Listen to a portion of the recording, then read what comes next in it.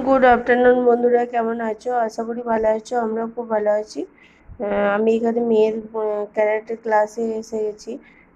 আজকে সকাল থেকে ভিডিওটা শুরু করতে পারিনি, খুব চাপ ছিল আজকে।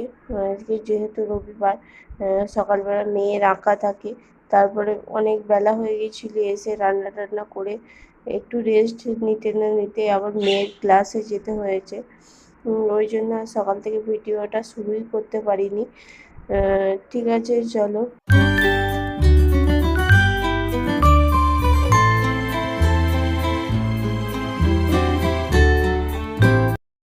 কালকে আর ভিডিওটা শেষ করা হয়নি, তাই চলে এলাম পরের দিন সকালে। আমি এখানে একটা এঁচোড় কেটে নিচ্ছিলাম রান্না হবে বলে।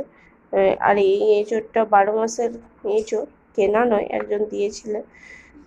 সেই এঁচোড়টাই রান্না করে নেবো বলে কেটে নিচ্ছিলাম। আর এঁচোড়টা মানে মোটামুটি, খুব ভালোও নয় খুব খারাপও নয়, মোটামুটি। তবে খেতে খুব সুন্দর। আর এর আগেও অনেকবার দিয়েছিল, তার জন্য বললাম খেতেও খুব সুন্দর। ঠিক আছে, চলো এক এক করে সব আনাজগুলো কেটে নিয়ে আবার কথা হবে পরে।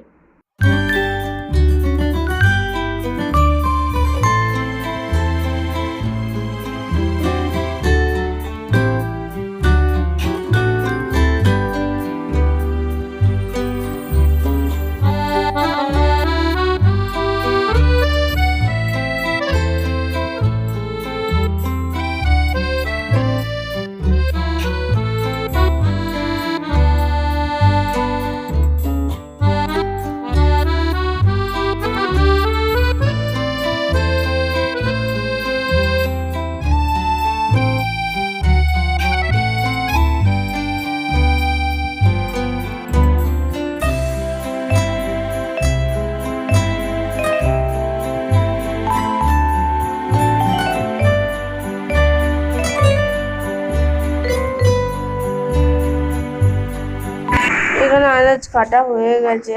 এখানে হবে মুড়ি খাওয়ার কুমড়োর তরকারি করব, আর হচ্ছে ভাতের করব হচ্ছে পটল ভাজা। আর এই যে এঁচোড় আলু দিয়ে কেটে রেখেছি, এঁচোড়ের তরকারি হবে।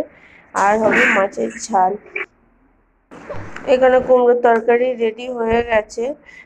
আর এখানে আমার সেদিন মানে লুচি করেছিলাম, সেই আটা মানে ময়দা মাখা ছিল, সেটাই মেয়েকে 4টে ভেজে দিয়েছিলাম, খেয়ে নিচ্ছে, খেয়ে স্কুলে যাবে।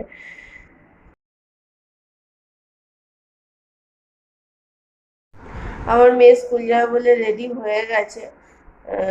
আর আমি এদিকে খাবো, এখনো খাওয়া হয়নি। আজকে শরীরটা একটু বেশ ভালো নয়, মানে ভালো লাগছে না আজকে। আর আমি একটা হাতের জিনিস বানিয়েছি, সেটা আপনাদের সাথে শেয়ার করেছি। কেমন লাগলো হয়েছে জানিও। ঠিক আছে, চলো আজকের মতো ভিডিওটা এখানে শেষ করছি। আশা করি ভালো লাগলো। আজকের মতো টাটা। ভালো থাকবেন, সুস্থ থাকবেন, সাবধানে থাকবেন। দেখা হচ্ছে পরের ভিডিওতে। টাটা।